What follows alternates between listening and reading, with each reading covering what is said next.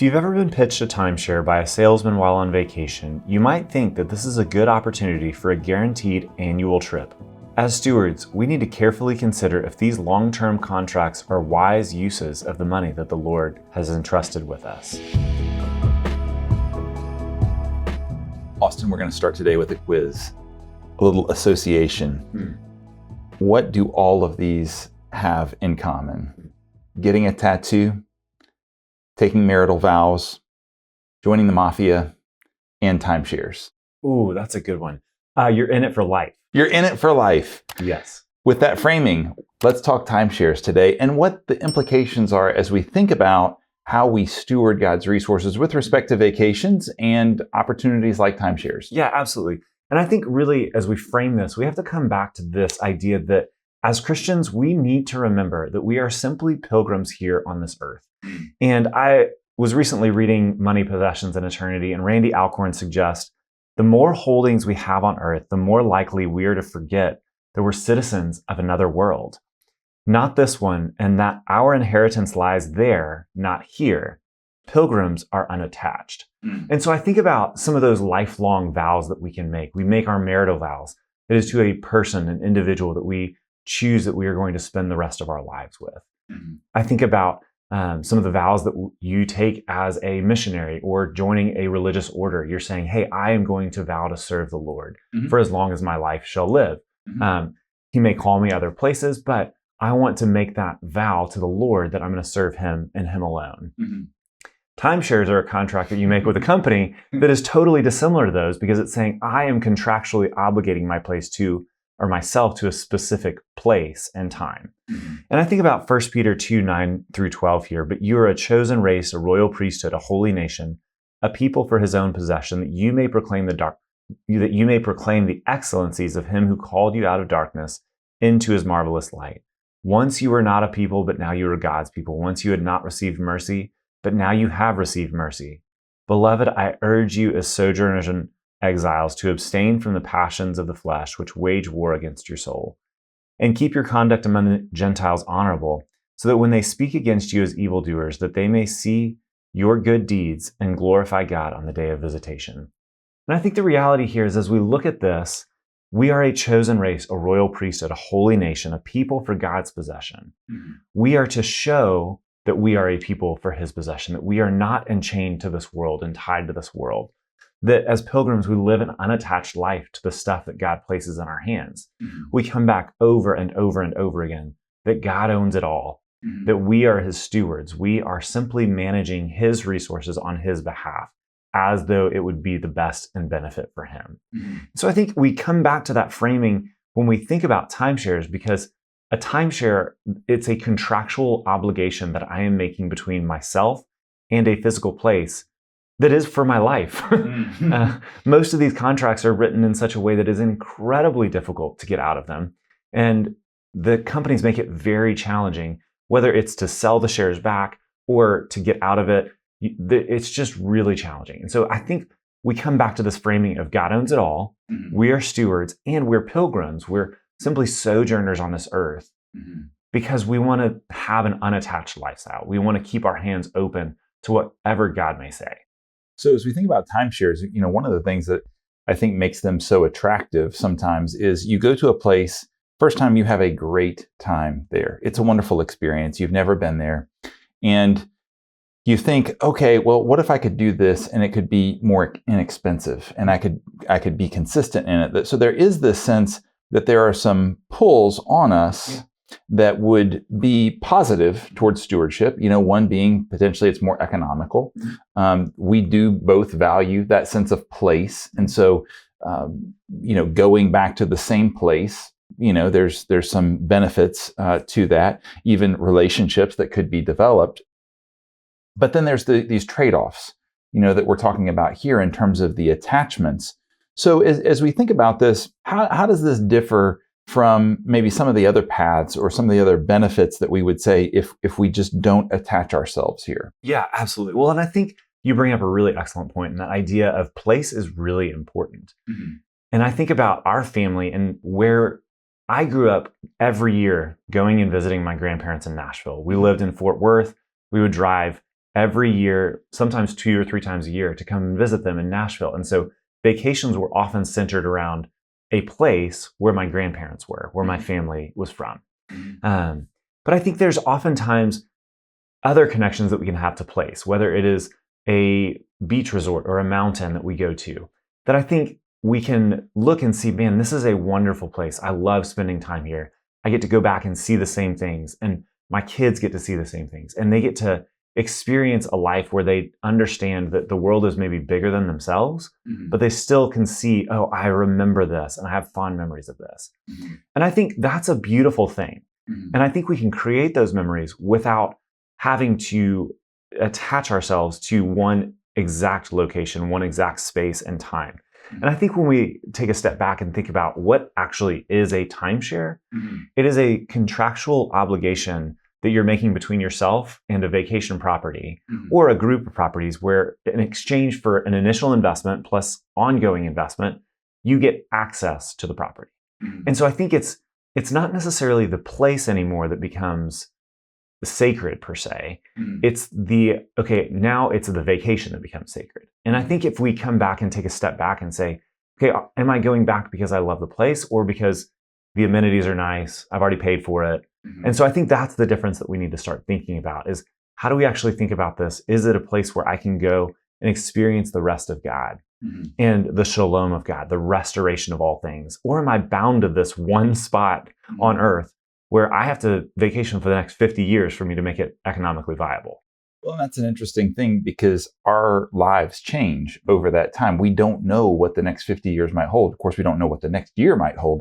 But particularly, you talking about that, if you have a family, you go through different seasons. And sometimes if you have a young family, it will be a perfect place, for you where you go.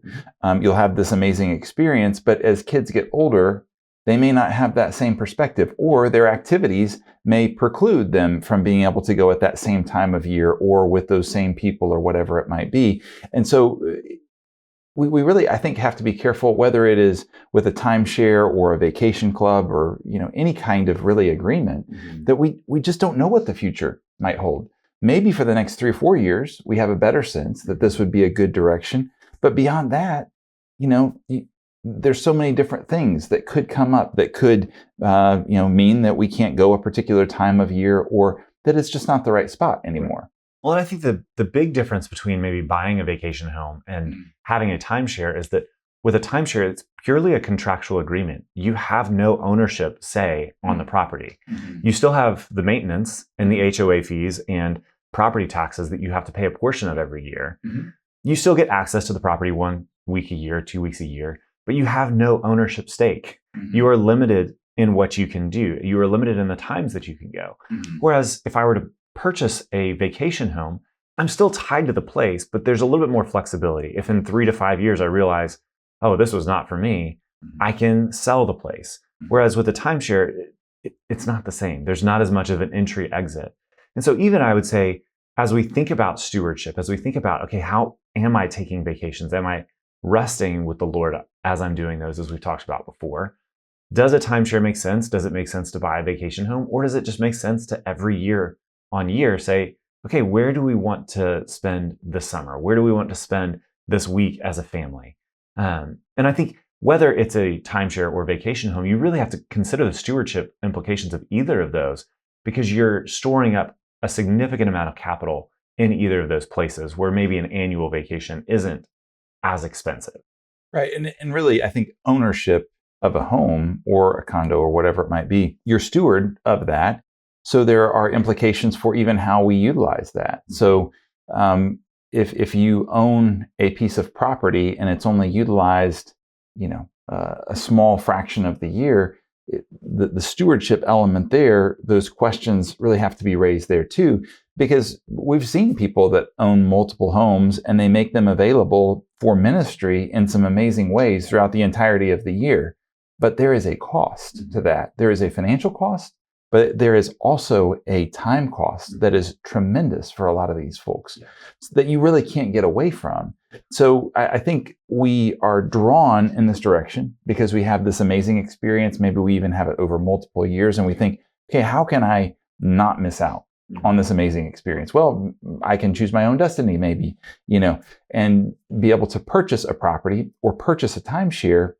But that is really illusory to what we're going for, which is this experience of rest. Because oftentimes what that'll actually do is increase the amount of work that we have to do relative to the rest that we desire. Right.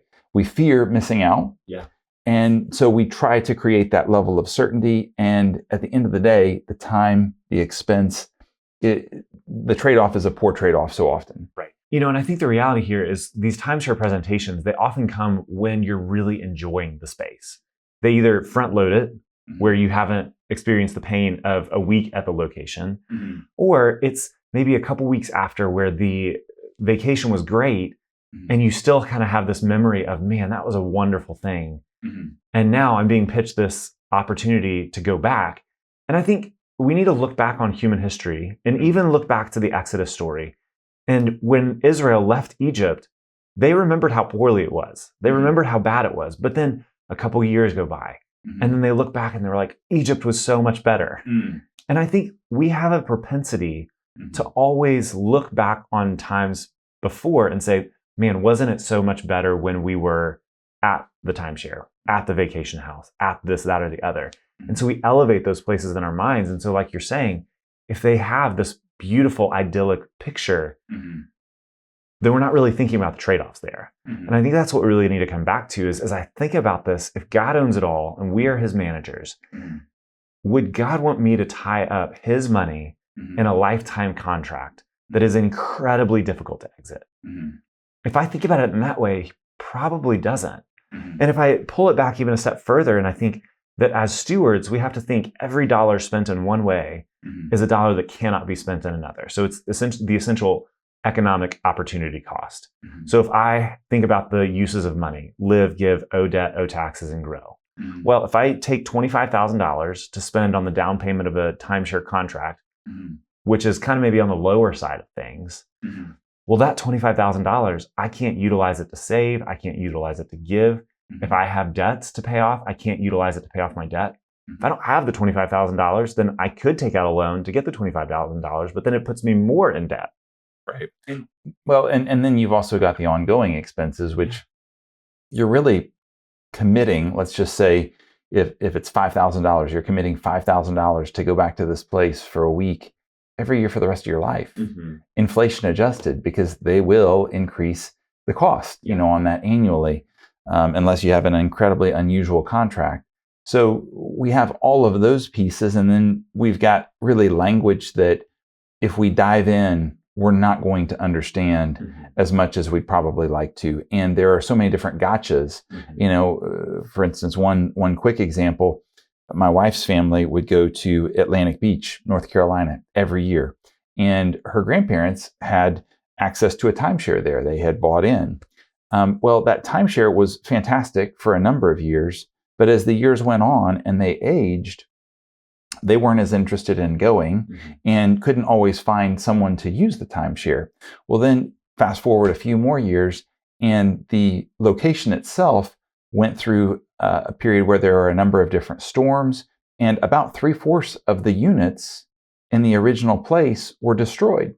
So now there was no real availability there, and it wasn't connected well enough within the legal contract to other timeshares to give them much access. So you're strapped to this facility that has very limited availability that you don't really want to go to, and you end up paying an attorney to help you get out of it. Right. So it's just, we've never seen situation, or we've very, very rarely seen, I should say, a situation where this works beyond, say, the first 10 years. Right.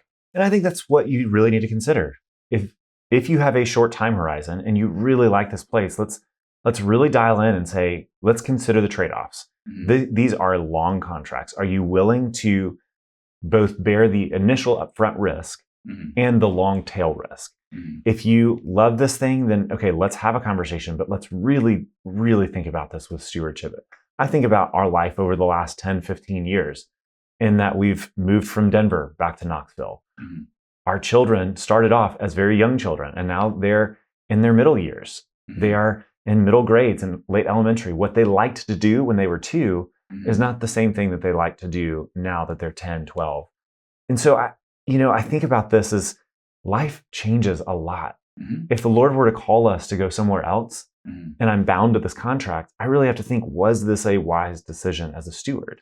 Well, and you think about all the different interests that your kids or that you could get into, in 5 years and 10 years. There's so many things that I'm doing now, including CrossFit, that I wasn't doing, 5 years ago, that life changes and we don't know what things might be ahead. But I'm just even thinking, 10 years ago, Emily and I had not thought about all of the trips that we wanted to take to the national parks that we decided to take the kids to, and trying to kind of hit a big national park every year. Well, if we locked in 10 years ago to a timeshare, then 3 or 4 years thereafter, when we start to have this idea and we're like, hey, let's get to Zion, then let's get to Acadia, and let's get to the Grand Canyon and all these different places. Wonderful, but there's not one facility, at least, or one timeshare, to my knowledge, that would allow you to go all these different places. Right. Because each one of these national parks, they have their own different setup, and they have they're governed in different ways, and they have different options of where you could stay around them and such. It's not an easy path. Right.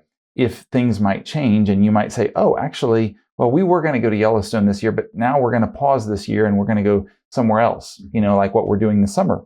So it really, there are so many different factors to it. Absolutely. Well, Spencer, as I come back and I think about where do we go with timeshares, I think the dual tension that we face is we are pilgrims on this earth. In every decision we need to make, we have to consider the eternal impact. Where does this fall into this idea of that God owns it all, that we are his stewards? Am I treating this place like it is my forever home? Or am I treating this place like I am unattached to this place? And so at the end of the day, we really need to hold those two things in tension. Am I a pilgrim? And am I a pilgrim who is a steward of the Lord's gifts? Or am I trying to make my short time on this earth all about me and myself and what I'm going to want the most? And I think as we wrestle with that, we come back to, does a timeshare make sense? In most situations, we would say no. In others, we say, hey, let's really consider the trade-offs before we enter into this. Clients, if you want to talk to us about what does it look like to vacation well, to steward that time that God gives you to rest, we would love to talk with you about it. And until next time, we'll see you again. If you found this episode valuable, share it with a friend and subscribe on your favorite podcast platform so that you don't miss the next episode. This content was provided by Second Half Stewardship. We are in Knoxville, Tennessee, and you can visit our website at www.secondhalfstewardship.com. The information in this recording is intended for general educational and informational purposes only and should not be construed as investment advisory, financial planning, legal, tax, or other professional advice based on your specific situation. Please consult your professional advisor before taking any action based on its contents.